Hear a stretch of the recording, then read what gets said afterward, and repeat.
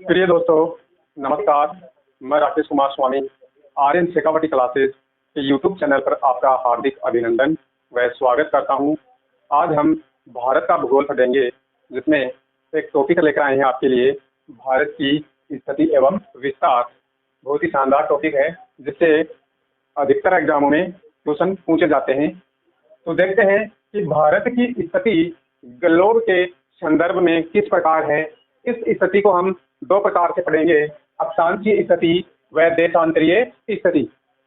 तो देखो दोस्तों, ये हमारी पृथ्वी है। इसके मध्य भाग से एक रेखा गुजरती है, जिसे 0 डिग्री अक्षांश रेखा कहा जाता है, या विषुवत रेखा या इक्वेटर लाइन या भूमध्य रेखा के नाम से भी जाना जाता है। इस भूमध्य रेखा का उत्तरी भाग उत्तरी गोलार्ध के नाम से जाना जाता है। उत्तरी गोलार्ध तथा भूमध्य रेखा के दक्षिणी भाग को दक्षिणी गोलार्ध के नाम से जाना जाता है। दक्षिणी गोलार्ध के नाम से जाना जाता है।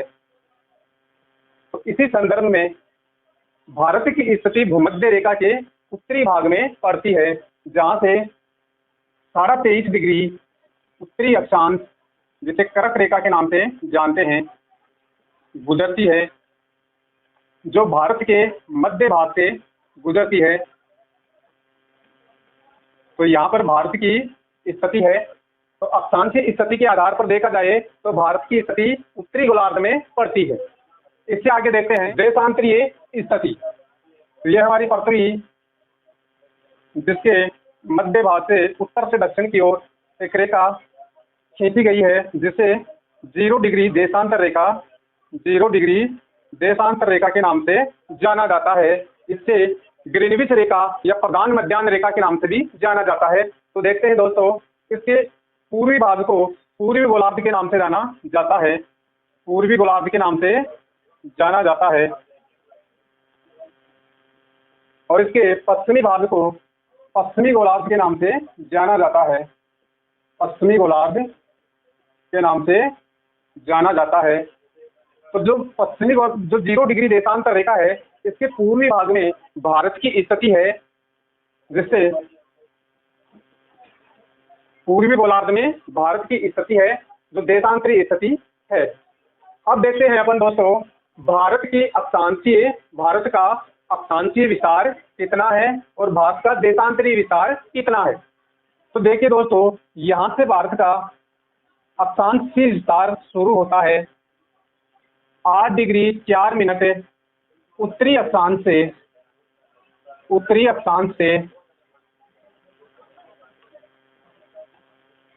37 डिग्री 6 मिनट उत्तरी अक्षांश के मध्य स्थित है।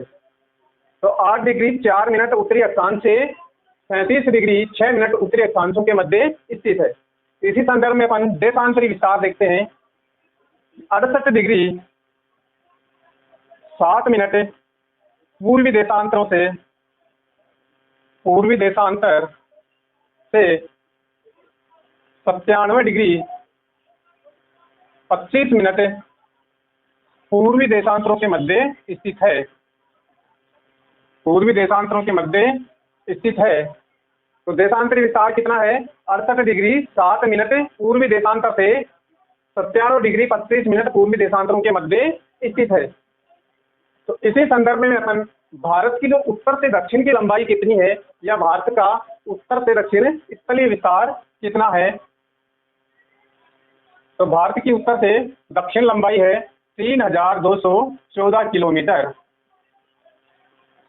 और पूर्व से पश्चिम की जो लंबाई है 2933 किलोमीटर।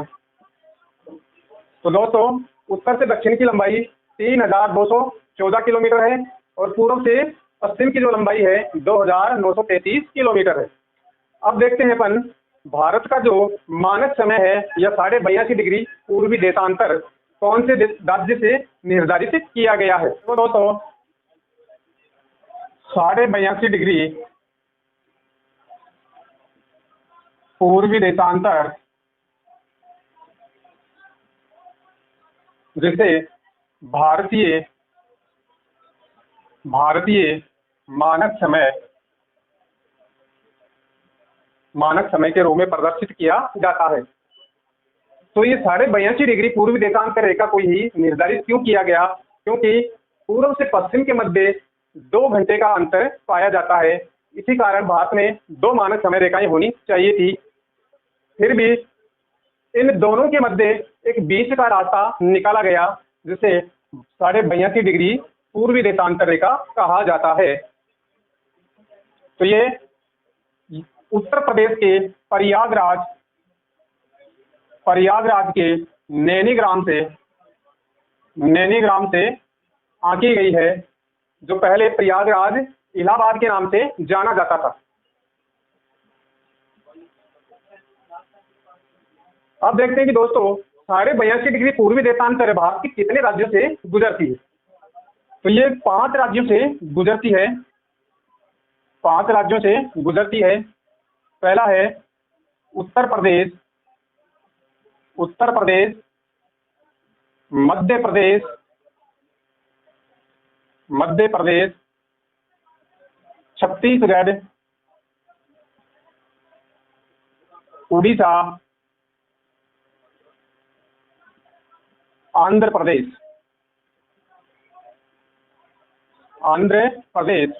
इन 5 राज्यों से 82.5 डिग्री पूर्वी देशांतर गुजरती है और प्रयागराज के नैनीग्राम से ये निर्धारित की गई है। और ये 0 डिग्री देशांतर रेखा से या ग्रीनविच रेखा से 5.5 घंटे आगे है। 5.5 घंटे आगे है। तो देखो दोस्तों, 1 डिग्री पार करने में सूर्य 4 मिनट का समय लेता है। तो अपने को मान दिया हुआ है 82.5 डिग्री। तो 82.5 देशांतरों को पार करने में कितना समय लेगा? 330 मिनट। 82.5 डिग्री को 4 से गुणा करेंगे तो 330 मिनट आएगा। 330 मिनट को घंटों में परिवर्तित करने के लिए 60 से डिवाइड करेंगे तो अपने पास 5.5 घंटे आएंगे। तो अपना 0 डिग्री से अपना जो भारत का समय है 5.5 घंटे आगे है। और ये 0 डिग्री देशांतर रेखा है, इससे 7.5 के गुणज पर देशांतर रेखाएं खींची गई है। तो इससे आगे देखते हैं दोस्तों, कर्क रेखा भारत के मध्य भाग से गुजरती है, जिसे 23.5 डिग्री उत्तरी अक्षांश के नाम से जाना जाता है। कर्क रेखा ये भारत के 8 राज्यों से होकर के गुजरती है, जो निम्न प्रकार हैं: गुजरात, राजस्थान, मध्य प्रदेश, छत्तीसगढ़, झारखंड, पश्चिम बंगाल, त्रिपुरा, मिजोरम। तो ये भारत के 8 राज्यों से होकर के गुजरती है। गुजरात, राजस्थान, मध्य प्रदेश, छत्तीसगढ़, झारखंड, पश्चिम बंगाल, त्रिपुरा, मिजोरम, इन राज्यों से होकर के गुजरती है।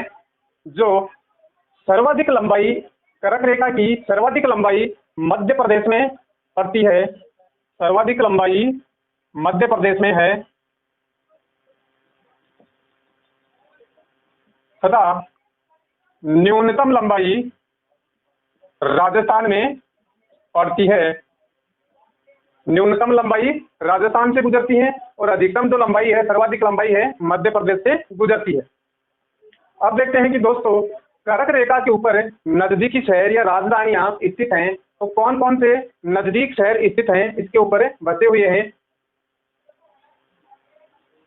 तो एक ट्रिक है, गरबा के नाम से कुछ शहर हैं, उनको याद करने की ट्रिक है। तो जी से है गांधीनगर, यू से है उज्जैन, आर से है रांची, बी से है भोपाल और ए से है अगरतला। अगरतला ये कुछ प्रमुख शहर हैं जो कर्क रेखा के ऊपर स्थित हैं, उनके पास नजदीक स्थित हैं, जैसे गांधीनगर, उज्जैन, रांची, भोपाल, अगरतला। इनमें से अगरतला ऐसा राज्य है जो कर्क रेखा के उत्तर में स्थित है और सभी बाकी शहर हैं ये कर्क रेखा के दक्षिण भाग में स्थित हैं। और रांची राजधानी है वो कर्क रेखा के ऊपर स्थित है, कर्क रेखा के ऊपर स्थित है। अब ये देखते हैं कि दोस्तों जो 82.5 डिग्री पूर्वी देशांतर और कर्क रेखा एक राज्य है उससे निकलती है, दो राज्य ऐसे हैं जहां से ये दोनों रेखाएं निकलती हैं। तो मध्य प्रदेश और छत्तीसगढ़ ऐसे राज्य हैं जहां से 82.5 डिग्री पूर्वी देशांतर और कर्क रेखा दोनों रेखाएं गुजरती हैं। वो कौन कौन से राज्य हैं? मध्य प्रदेश और छत्तीसगढ़। तो इसी कड़ी में आगे देखते हैं कि जो अपना दक्षिणतम अक्षांश है 6.5 डिग्री 45 मिनट उत्तरी अक्षांश से, उत्तरी अक्षांश जो अपना अंडमान निकोबार द्वीप समूह का अक्षांशीय विस्तार है 6 डिग्री 45 मिनट उत्तरी अक्षांश। अब बात करते हैं दोस्तों कि भारत के उत्तरतम बिंदु, दक्षिणतम बिंदु व पूर्वतम बिंदु व पश्चिमतम बिंदु कौन कौन से हैं, कहाँ से शुरू होते हैं। तो यहाँ पर उत्तरतम बिंदु पड़ता है इंद्राकोल। इंद्राकोल जो लद्दाख में पड़ता है।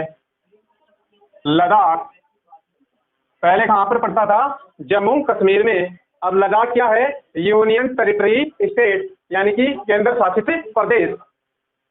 दक्षिणतम बिंदु कन्याकुमारी, कन्याकुमारी या कैप कोमोरिन, कोमोरिन तट, यह अपना मुख्य भूमि का दक्षिणतम विस्तार है, दक्षिणतम बिंदु है कन्याकुमारी या कैप कोमोरिन तट। अंग्रेजों ने कन्याकुमारी का नाम बदल करके कैप कोमोरिन तट रखा। अब देखा जाए कि भारत का दक्षिणतम बिंदु कहाँ पर है, तो ये ग्रेट निकोबार द्वीप है। ग्रेट निकोबार द्वीप जो अंडमान का दक्षिणी द्वीप है। यहाँ पर इंदिरा पॉइंट, इंदिरा पॉइंट या पिगमिलियन या पार्सन पॉइंट के नाम से जाना जाता है। पार्सन पॉइंट के नाम से जाना जाता है। तो पहले पिगमिलियन पॉइंट व पार्सन पॉइंट के नाम से जाना जाता था, बाद में इसे इंदिरा पॉइंट के नाम से जाना जाने लग गया। इससे आगे देखते हैं दोस्तों हमें पश्चिमतम बिंदु।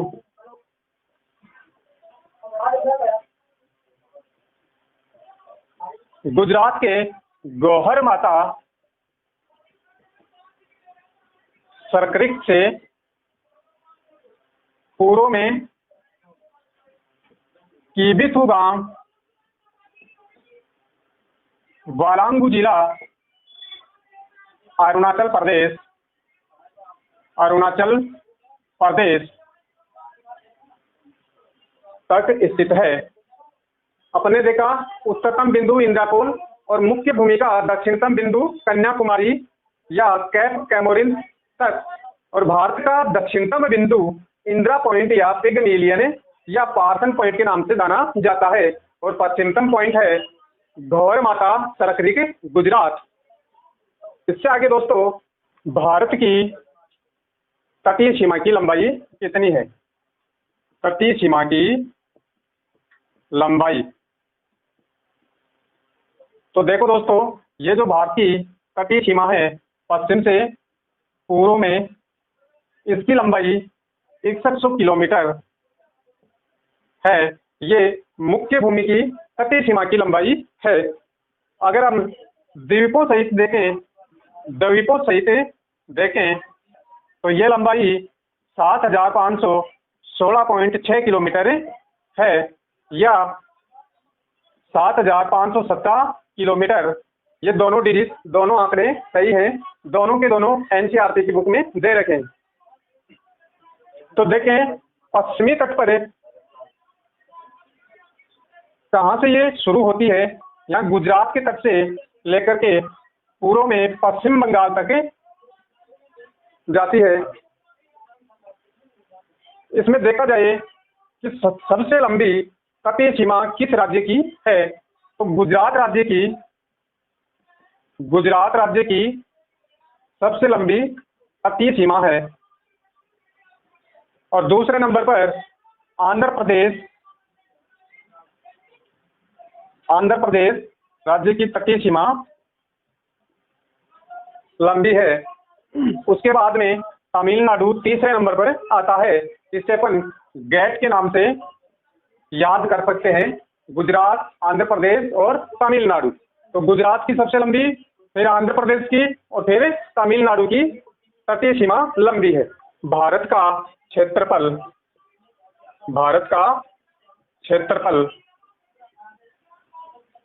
तो दोस्तों भारत का क्षेत्रफल 32,87,263 वर्ग किलोमीटर है, जो विश्व के कुल क्षेत्रफल के 2.42% है। यानी कि भारत का क्षेत्रफल 32,87,263 वर्ग किलोमीटर है, जो संपूर्ण विश्व के क्षेत्रफल का 2.42% है। तो क्षेत्रफल की दृष्टि से विश्व में सातवां बड़ा देश है। इससे 6 बड़े देश हैं। कौन कौन से हैं? रूस, कनाडा, चीन, यूएसए,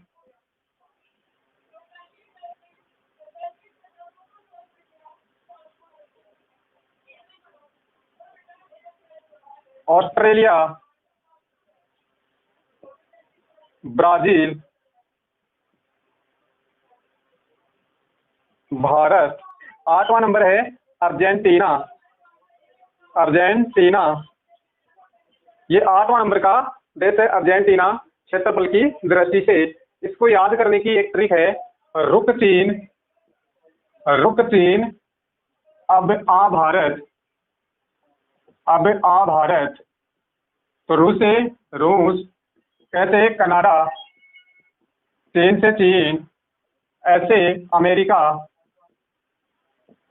वैसे ब्राजील और आसे ऑस्ट्रेलिया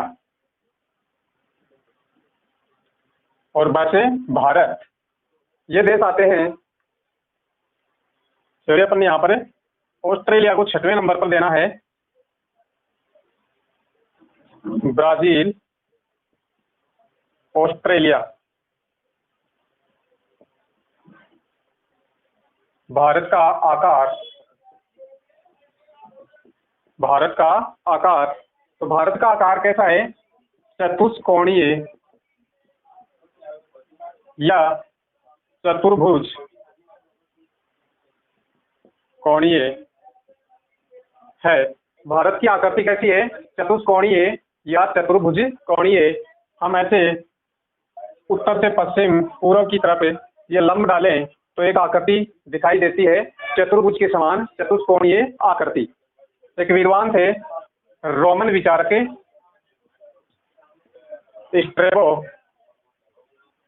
स्ट्रैबो ने भारत को पहली बार पतंगाकार कहा। रोमन विचारक स्ट्रैबो ने भारत को सर्वप्रथम पतंगाकार कहा। इससे आगे दोस्तों अपन ये बात करते हैं कि भारत में कितने राज्य हैं, कितने केंद्र शासित प्रदेश हैं, उनके बारे में हम कल चर्चा करेंगे। धन्यवाद। चैनल को सब्सक्राइब करें, लाइक करें और बेल आइकन प्रेस करें, जिससे अगले वीडियो आपको निरंतर मिलते रहें।